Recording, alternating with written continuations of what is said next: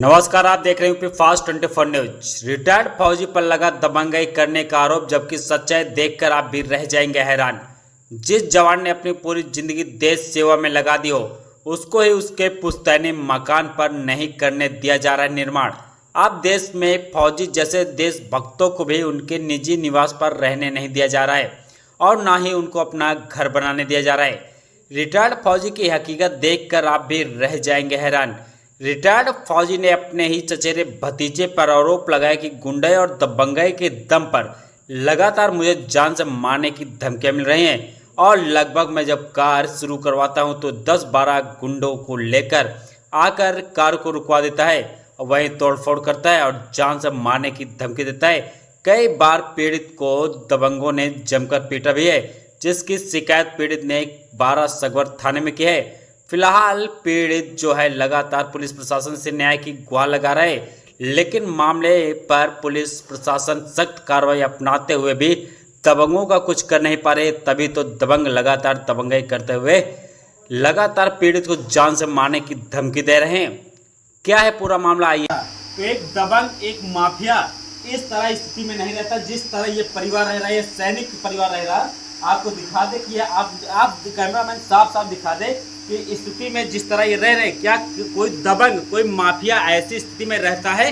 कहीं आपने देखा होगा किसी बड़े दबंग के यहाँ जो इस तरह खाना खा रहा हो, इस तरह जमीन पे रह रहा हो? क्या कोई माफिया ऐसा उत्तर प्रदेश में पाया जा सकता है कि अगर दबंग हो, माफिया और उसका लगातार ऐसे हम बता दें कि कई बार इन पर आरोप लगाया जा चुका है, और लेकिन जहाँ तक ये जाते हैं न्याय इन्हीं को मिलता है। लेकिन कहीं ना कहीं इन पर खतरा बना हुआ है, क्योंकि वो नशेड़ी लोग हैं, वो गुंडे किस्म के लोग हैं। जैसे ये बता रहे हैं, जब दादी आप घर पे थी तो कितने लोग लगभग आए थे दारू पी के? मेरे दरवाजे की लाइट इन्होंने बंद कर दी थी, मंदिर की भी लाइट बंद कर दी थी, और सिर्फ जरा सा दिख रहा था। ये सब लोग अंधेरे में हो गए थे। 2-4 आदमी सिर्फ दिखाए थे। ये लगभग 2 गाड़ियाँ की बात गाँव वालों ने बताया कि 2 गाड़ियाँ हैं। 2 गाड़ियों में एक उन्नाव की गाड़ी थी, एक कानपुर की गाड़ी थी।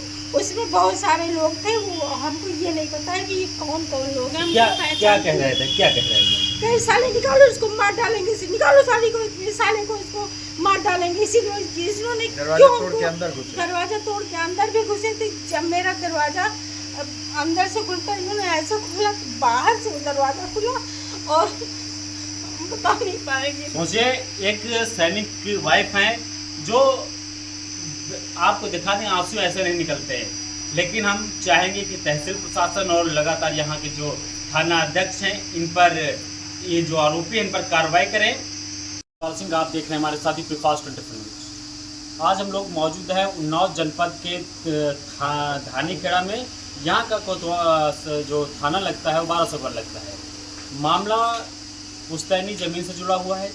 आप जो हमारे साथ बुजुर्ग, हम कहेंगे दादाजी देख रहे हैं, ये सेना से, आर्मी से रिटायरमेंट है। अब इन पर इनकी ही ज़मीन जो इनके नाम पर है, पुश्तैनी है, लगभग 1994 से ये जगह बनी हुई है, इनके नाम पे है, खसरा खतौनी हर चीज़ है। ये जब सेना में थे तो ये कई सालों से जो ये का किराया उड़ाया जाता था। यहाँ इनके एक चचेरे भतीजे हैं, वो लिया करते थे और ये वो पैसा इनको भेजा करते थे। लेकिन जब ये कई साल बाद रिटायर होकर यहाँ पर रहने आए, तो जो इनका लगने वाला भतीजा है, वो लगातार कहीं ना कहीं अब इनको परेशान कर रहा है। वो परेशान इसलिए कर रहा है कि वो चाहता है कि इन पर जो आरोप वो लगा रहा है कि ये दबंग हैं। हर जगह जब वो थाने जाता है, तहसील जाता है, एसपी ऑफिस जाता है, कहीं भी जाता है, तो ये आरोप लगाता है कि दबंग है। जो नीचे की दुकानें बनी हुई हैं वो उसकी हैं और ऊपर ये कब्जा कर रहे हैं। आप सोचने वाली बात यह है कि अगर कोई कब्जा करेगा तो पहले नीचे से करेगा कि डायरेक्ट ऊपर करेगा। वहाँ पर आपको बता दें कि जो हमारे साथ शख्स मौजूद हैं इस समय, ये लगातार तहसील, थाने, हर जगह जा चुके हैं जहाँ से इन्हें ही न्याय मिला है। आपको बता दें, फिर भी इसके बाद जब ये लगातार निर्माण कार्य चालू करते हैं तो कहीं ना कहीं जो इनका विरोधी पक्षी है वो पत्थर चालू कर देता है, ईंटें चालू कर देते हैं, गाली गलौज करने लगता है।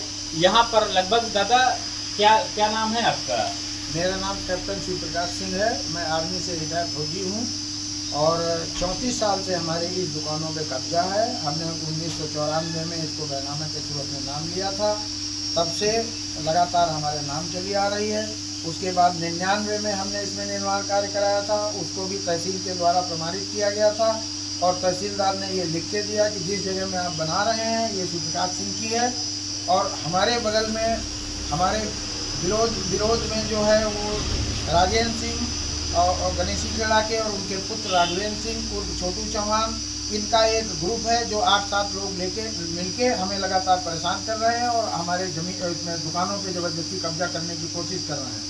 लोगों को भ्रमित करते हैं कि ये हमारी दुकानें जो है वो हमारे कब्जे में है, हम इनका किराया लेते हैं, हमारे नाम एग्रीमेंट है, जबकि सारे एग्रीमेंट हमारे नाम है, किराया हम लेते हैं।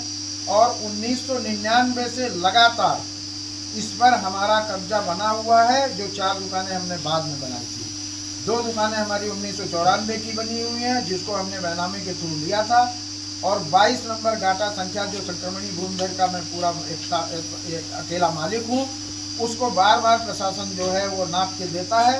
लेकिन ये दबंग लोग बार बार हमको परेशान करते हैं कि हम फौजी आदमी हैं, हमारा समाज में ज़्यादा लोगों के वो नहीं है। और हम इस चीज़ को लेके जब हम परेशान होते हैं तो हम प्रशासन के पास जाते हैं, प्रशासन हमारी मदद करता है। और ये लोग गुंडों के पास जाते हैं, गुंडों से वो कराते हैं। प्रशासन के पास जाते हैं तो इनके पास ना कोई कागज़ है, ना कोई पत्र है, और ना ही इनको थाने और प्रशासन का जरा सा भय है। इन अनुशासन नाम की चीज़ इन लोगों के अंदर नहीं है। और इनका एक ग्रुप जो इतना प्रभावी है कि आसपास के लोगों को भी इन्होंने इनकी ज़मीनों और उनको कब्जा कर रखा है। तो आप पर आरोप लगा रहे हैं कि आप उनकी ज़मीन पर कब्जा किए हुए हैं। जिस आदमी को, जो आदमी झूठा होता है वो दूसरे के ऊपर इसी तरह से आरोप लगाता है। मैं एक आदमी का सच्चा सैनिक हूँ और मैं झूठ कभी नहीं बोल सकता हूँ, और जो चीज़ है मैं कागज़ के साथ प्रूफ करता हूँ। इसलिए जब मुझे दिक्कत होती है तो मैं प्रशासन के पास जाता हूँ, तो कागज़ से मैं पक्का हूँ तो प्रशासन हमारी मदद करता है। हम अपने प्रशासन का बहुत दिल से जो है वो मतलब आभार प्रकट करता हूँ कि जब जब हम पर परेशानी आई और इन गुंडों ने परेशान किया, हम असहाय रहे और हम प्रशासन के पास गए तो प्रशासन ने उचित देख के और न्याय देख के और सही चीज़ का पालन करते हुए हमारा हर बार जो है, हमारे थाना अध्यक्ष धर्मेंद्र मिश्रा जी ने हमारी पूरी बात सुनी और उसके बाद में उन्होंने हमें पूरी मदद का आश्वासन दिया। इसके बाद भी जैसे ही अकेला मौका पाते हैं, रात के 12 बजे, दिन में सब मौका पाते ही हमारे ऊपर आक्रमण करने की कोशिश करते हैं। हम यहाँ पर पति पत्नी के साथ में अपनी उसमें रह रहे हैं। रिटायरमेंट आने के बाद में मैंने सोचा था कि चलो थोड़ा सा आवासीय व्यवस्था बनाऊं, जिससे हम अपना कभी आते हैं अपने गांव तो यहाँ रह सकें। और इस पे इन लोगों ने इतना ज़्यादा आक्रमण कर दिया कि जब देखो तब हमारा काम रोक देते हैं, मारपीट करते हैं। यहाँ पे हमने थाने में शिकायत की तो उससे चिढ़ के इन्होंने हमारे घर पे अटैक किया। रात के 9 बजे जो हमारे माता पिता का मंदिर है, वो माता पिता हमारे देवता समान होते हैं। हमारी पत्नी का कहना है कि इन लोगों की दुकानों की बात थी तो वहीं झगड़ा करना चाहिए था, यहाँ घर में आके हमारे ऊपर जो है दरवाज़ा तोड़ के अंदर घुसे और पत्नी के साथ बदतमीजी की और उसके बाद में धमकी दी कि खुलेआम कि उसको मार के भूखा, कैसे हिम्मत हुई उसको थाने जाने की। इस तरह के ये दबंग लोग जो है हमको लगातार परेशान कर रहे हैं।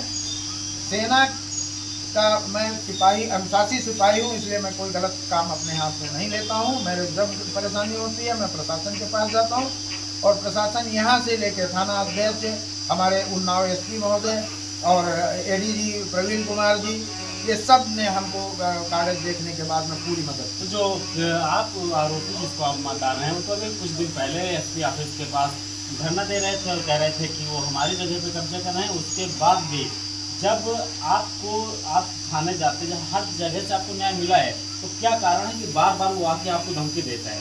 ये दबंगाई है पूरी, इनका एक गुट है और इनके ऊपर थाने का और उसका किसी का कोई असर नहीं होता है।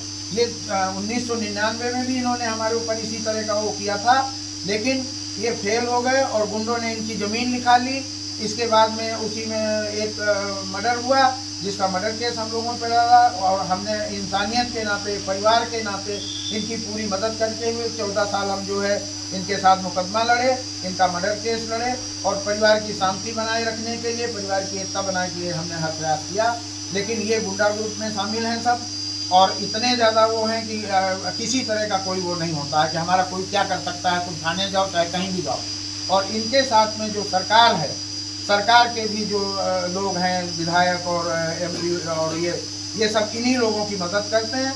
उसके बाद में प्रशासन चूँकि अब इतना सख्त हो गया है कि हम गलत काम नहीं होने देंगे, तो ये लोग सरकार जो है इनका कुछ नहीं कर पा रही। हमारे जिस सैनिक ने अपनी पूरी जिंदगी सेना में लोगों देश हित के रक्षा के लिए बिता दी हो, आज उसे अपने ही घर में कहीं ना कहीं रहने के लिए जगह तक नहीं मिल पा रही। आपको बता दें कि अगर ये दबंग होते, ये माफिया होते जो इन पर आरोप लगाया जा रहा, तो एक दबंग, एक माफिया इस तरह स्थिति में नहीं रहता जिस तरह ये परिवार रह रहा है, ये सैनिक परिवार रह रहा। आपको दिखा दे कि आप कैमरामैन साफ साफ दिखा दे कि स्थिति में जिस तरह ये रह रहे, क्या कोई दबंग, कोई माफिया ऐसी स्थिति में रहता है? कहीं आपने देखा होगा किसी बड़े दबंग के यहाँ जो इस तरह खाना खा रहा हो, इस तरह जमीन पे रह रहा हो? क्या कोई माफिया ऐसा उत्तर प्रदेश में पाया जा सकता है कि अगर दबंग हो, माफिया, और उसका लगातार ऐसे हम बता दें कि कई बार इन पर आरोप लगाया जा चुका है, और लेकिन जहाँ तक ये जाते हैं न्याय इन्हीं को मिलता है, लेकिन कहीं ना कहीं इन पर खतरा बना हुआ है क्योंकि वो नशेड़ी लोग हैं, वो गुंडे किस्म के लोग हैं। जैसे ये बता रहे हैं, जब दादी आप घर पे थी तो कितने लोग लगभग आए थे दारू पी के? मेरे दरवाजे की लाइट इन्होंने बंद कर दी थी, मंदिर की भी लाइट बंद कर दी थी, और सिर्फ जरा सा दिख रहा था। ये सब लोग अंधेरे में हो गए थे। 2-4 आदमी सिर्फ दिखाए थे। ये लगता 2 गाड़ियाँ की बात गाँव वालों ने बताया कि 2 गाड़ियाँ हैं। 2 गाड़ियों में एक उन्नाव की गाड़ी थी, एक कानपुर की गाड़ी थी।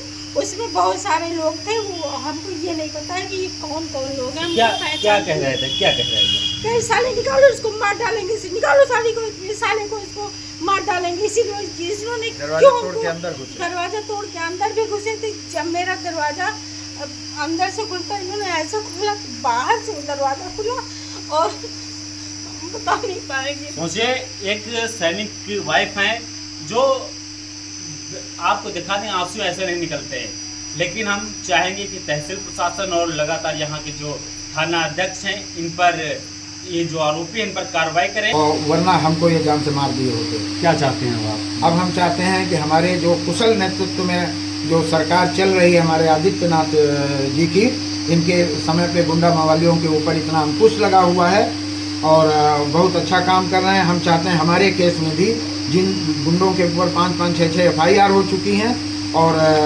इनके ऊपर सख्त से सख्त अंकुश लगाते हुए इन पे कार्रवाई करें।